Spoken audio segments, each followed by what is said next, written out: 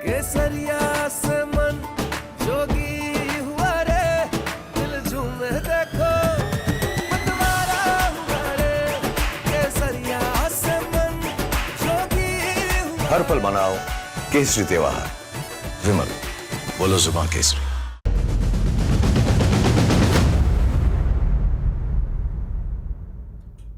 नमस्कार, पाठशाला की वीकेंड वाली एक्स्ट्रा क्लास में आप सभी का बहुत स्वागत। मैं हूं सुशांत सिन्हा। ईरान युद्ध कहां जाकर रुकेगा ये तो किसी को नहीं पता। युद्ध तो यूक्रेन रूस के बीच भी करीब 4 साल से चल ही रहा है, पर इस युद्ध ने दुनिया को उतना परेशान नहीं किया जितना कि ईरान अमेरिका वॉर ने कर दिया। दुनिया भर में हाहाकार मचा हुआ और इसके पीछे बड़ी वजह है ईरान का स्ट्रेट ऑफ हॉर्मुज पर कुंडली मारकर बैठ जाना। जियोपॉलिटिक्स से लेकर जियो इकोनॉमिक्स तक का गणित गड़बड़ा गया है। आज की इस क्लास में बात करूंगा हॉर्मुज के उस चैप्टर की जिसने दुनिया की टेंशन बढ़ाई हुई है, जिसके बल पर इतना तबाह होकर भी आखिर ईरान दुनिया की सांसें रोके हुए है। आगे का रास्ता क्या है? क्यों कुछ एक्सपर्ट कह रहे हैं कि ग्लोबल ऑर्डर अब बदल चुका है? क्यों दावा किया जा रहा है कि ट्रंप ईरान को पाषाण युग में पहुंचाए या ना पहुंचाए, लेकिन ईरान ने तो कम से कम अमेरिका की ग्लोबल मंच पर भयंकर बेइज्जती करा दी है। ये सारे पॉइंट्स आज की एक्स्ट्रा क्लास में होंगे, लेकिन शुरुआत इस रिपोर्ट के साथ। ईरान को दी गई ट्रंप की मोहलत खत्म हो रही है। वक्त रेत की तरह तेजी से फिसल रहा है। ईरान को दी गई 10 दिनों की मोहलत के बचे 48 घंटे के अल्टीमेटम के खत्म होने का ऐलान अमेरिकी राष्ट्रपति डोनाल्ड ट्रंप ने कर दिया है। याद है जब मैंने ईरान को 10 दिन का समय दिया था कि वो समझौता करे या हॉर्मुज स्ट्रेट खोल दे। अब समय खत्म होने वाला है, सिर्फ 48 घंटे बचे हैं। इसके बाद ईरान पर भारी हमला किया जाएगा। भगवान की महिमा हो। यह आखिरी चेतावनी है, 6 अप्रैल की तय समय सीमा से पहले दी गई है। कुल मिलाकर ट्रंप ने हॉर्मुज खोलने के लिए 48 घंटे का अल्टीमेटम अब दिया है। अगर हॉर्मुज नहीं खुला तो क्या होगा? क्या टाइम के खत्म होने के बाद दुनिया एक बड़ी तबाही ईरान में देखने जा रही है? इससे पहले ट्रंप ने एक और पोस्ट किया जिसमें उन्होंने दावा किया कि तेहरान में एक बड़े हमले में ईरान के कई शीर्ष सैन्य नेता मारे गए हैं। ट्रंप ने अपने ट्रुथ सोशल प्लेटफॉर्म पर जोर देकर कहा कि ईरान के कई शीर्ष कमांडरों को खत्म कर दिया गया है। ईरान के कई सैन्य नेता जिन्होंने गलत और खराब तरीके से नेतृत्व किया इस बड़े हमले में मारे गए। तेहरान में हुए इस जबरदस्त हमले में और भी बहुत कुछ नष्ट हो गया है।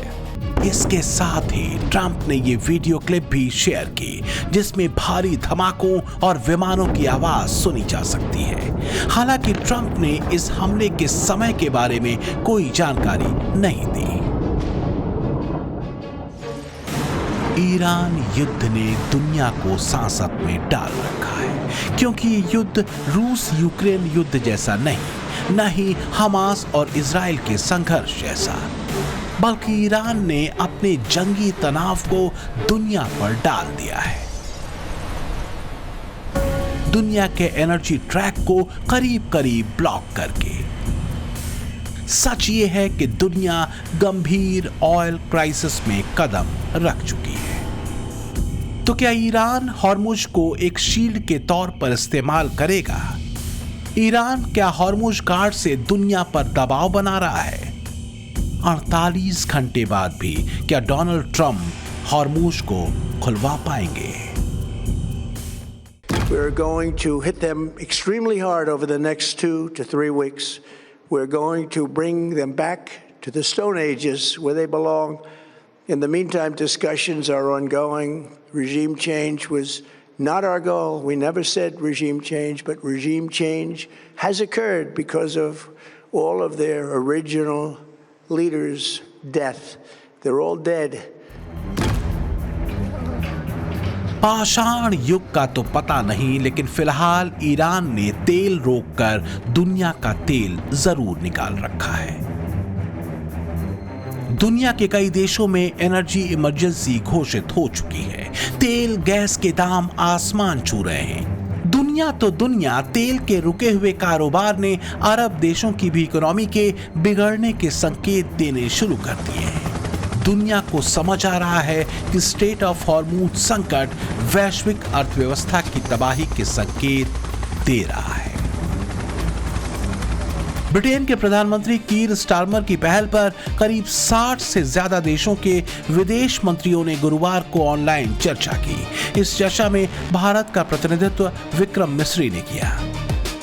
इस सम्मेलन का उद्देश्य ईरान की ओर से हॉर्मुज स्ट्रेट की आंशिक नाकाबंदी के मद्देनजर सुरक्षित समुद्री ट्रांसपोर्ट को सुनिश्चित करना था।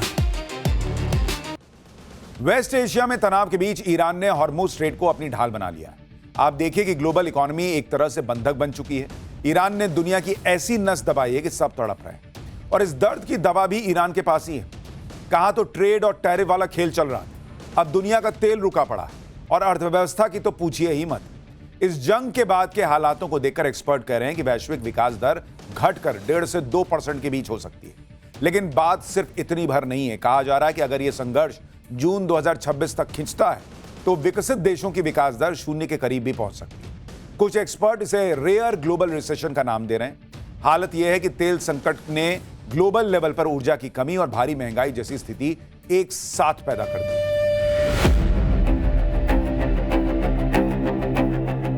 स्ट्रेट ऑफ हॉर्मुज, जिससे होकर दुनिया का 20% तेल गुजरता है,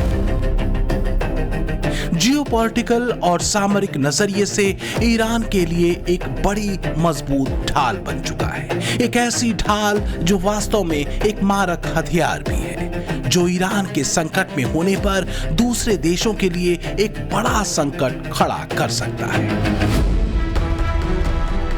आप इसे ऐसे देखिए कि हॉर्मुज संकट ने दुनिया भर के शेयर बाजारों तक पर भयंकर असर डाला है।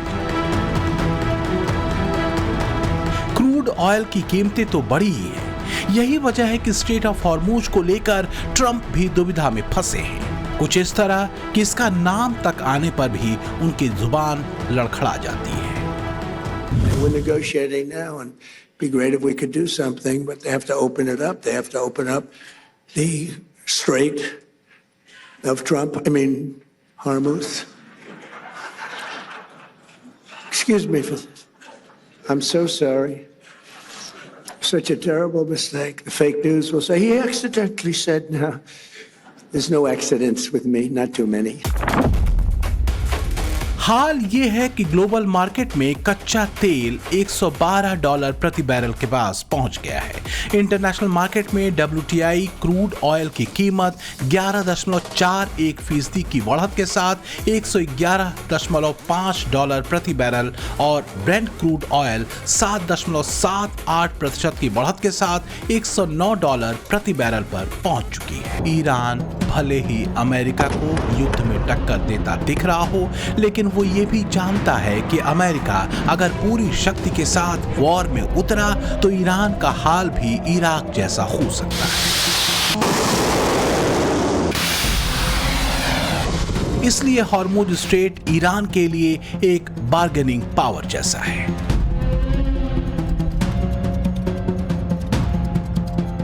सिर्फ हॉर्मुज स्ट्रेट ही नहीं, अदन की खाड़ी को लाल सागर से जोड़ने वाले बाब अल मांदेब स्ट्रेट पर ईरान ने अपने पाले पोसे गए हुती विद्रोहियों को भी एक्टिव कर ही रखा है। ऐसे देखें तो ईरान हॉर्मुज के 20% और बाब अल मंदेब से होने वाले करीब 10% दुनिया के एनर्जी कारोबार को बंद कर सकता है ईरान। यानी ईरान ने अगर हॉर्मुज और बाब अल मंदेब को कंट्रोल में लिया तो दुनिया की 30% एनर्जी व्यापार पर तेहरान का कब्जा हो सकता है। अगर ऐसा कर पाने में ईरान सफल हुआ तो ये स्थिति दुनिया की अर्थव्यवस्था को तबाह कर सकती है। इसलिए दुनिया भर के देश हॉर्मुज स्ट्रेट के रास्ते पर आवागमन को सुचारू करने के लिए एक्टिव हो चुके हैं। पर क्या ईरान तैयार होगा? हमास, हुती और हिजबुल्लाह के बल पर भी इजराइल का कुछ न बिगाड़ पाने वाला ईरान अपने हॉर्मुज स्ट्रेट वाले हथियार को नीचे करेगा, या फिर ऐसा करने के लिए वो कुछ शर्तें दुनिया के सामने रखेगा ताकि बाकी देश अमेरिका पर दबाव बनाएं। वाकई ये कहना मुश्किल है। ईरान देख और समझ चुका है कि किसी एटम बम या न्यूक्लियर बम के मुकाबले ज्यादा मारक असरदार हथियार है स्ट्रेट ऑफ हॉर्मुज। और यही वजह है कि अब हॉर्मुज स्ट्रेट को लेकर उसने अपनी रणनीति ज्यादा टाइट कर दी। ईरान की मंशा यह है कि अभी नहीं बल्कि आगे भी हॉर्मुज स्ट्रेट पर अपना कंट्रोल बनाए रखे। तभी तो पिछले दिनों उसकी संसदीय समिति ने उस प्रस्ताव को मान लिया जिसमें हॉर्मुज से गुजरने वाले जहाजों से तगड़ा टोल वसूलने की सिफारिश की गई। ईरान ने इस प्रस्ताव में यह भी साफ कर दिया है कि सिर्फ अमेरिका या इजरायली नहीं बल्कि उन देशों के जहाजों का भी हॉर्मुज से आना जाना बंद हो जिन्होंने ईरान पर आर्थिक प्रतिबंध लगाए। पर एक बात और समझिए, वो ये कि ईरान की हॉर्मुज को लंबे समय तक ब्लॉक करने की योजना वास्तव में मरीन ट्रांसपोर्ट में फ्रीडम ऑफ नेविगेशन के बुनियादी सिद्धांत के बिल्कुल विरुद्ध है और लंबे समय तक हॉर्मुज को बंद रखकर वो दुनिया की नाराजगी मोल नहीं ले सकता। तब ईरान के लिए मुश्किलें और बढ़ जाएंगी। अपने सर्वोच्च नेता अली खामेनेई को खोने के बाद ईरान ज्यादा आक्रामक है। यह आक्रामकता इसलिए भी है क्योंकि अमेरिका और इजराइल ने चुन चुनकर उसके बड़े नेताओं और अधिकारियों को मौत के घाट उतारा है।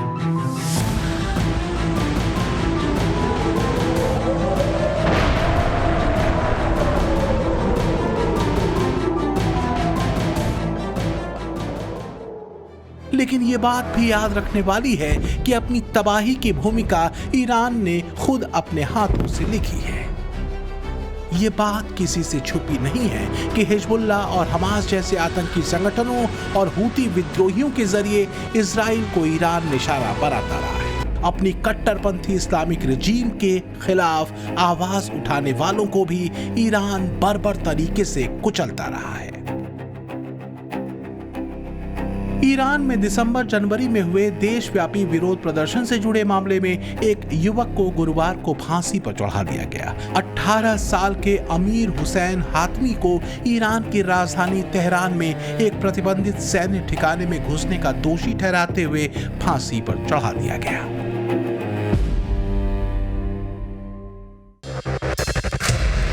सभ्य समाज और देश में 18 साल के प्रदर्शनकारी को फांसी पर चढ़ा देना जाहिलियत ही कहेंगे। इस्लामिक राज में भले इसे इस्लामिक कानून कहा जाए।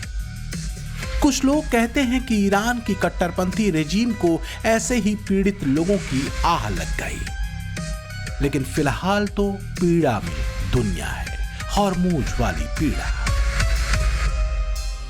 और दूध के धुले ट्रंप भी नहीं, जिन्होंने दुनिया को मुश्किल में डाल दिया है। और ट्रंप के पास सिवाय शेखी बघारने के और कोई प्लान दिख नहीं रहा।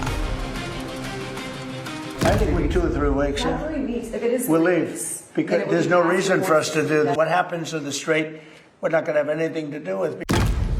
ट्रंप की शेखी से अलग ईरान फिलहाल 2 प्लान पर काम कर रहा है, जिसमें पहला है इजराइल और अमेरिकी ठिकानों पर लगातार हमले करते रहना और दूसरा दुनिया की ऑयल सप्लाई चेन को ब्लॉक करना ताकि दुनिया पर दबाव बनाया जा सके।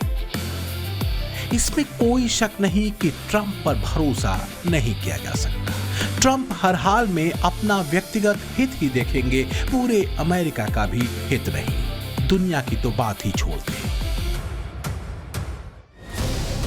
खबर यह भी आ रही है कि ओमान और ईरान ने हॉर्मुज स्ट्रेट से जहाजों की आवाजाही आसान करने के लिए चर्चा की है। लेकिन एक बात तो तय है कि ईरान युद्ध ने एक बड़ा हथियार ईरान को दे दिया है और यह है हॉर्मुज स्ट्रेट, जिस पर ईरान युद्ध के बाद भी अपना कंट्रोल रखना चाहेगा।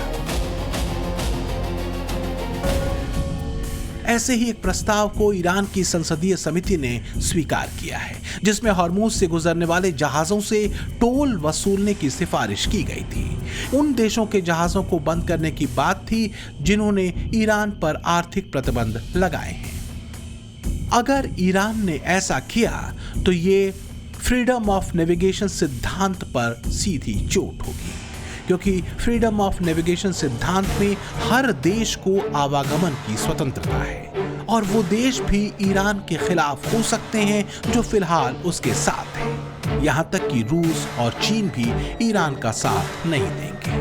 तेल संकट और हॉर्मुज को लेकर ट्रंप अपनी स्थिति अमेरिका के सामने साफ कर चुके हैं कि उन्हें हॉर्मुज से आने वाले तेल या गैस की जरूरत नहीं। ट्रंप के इन दावों से इतर कुछ आंकड़े हैं जिन्हें आपको जरूर देखना चाहिए।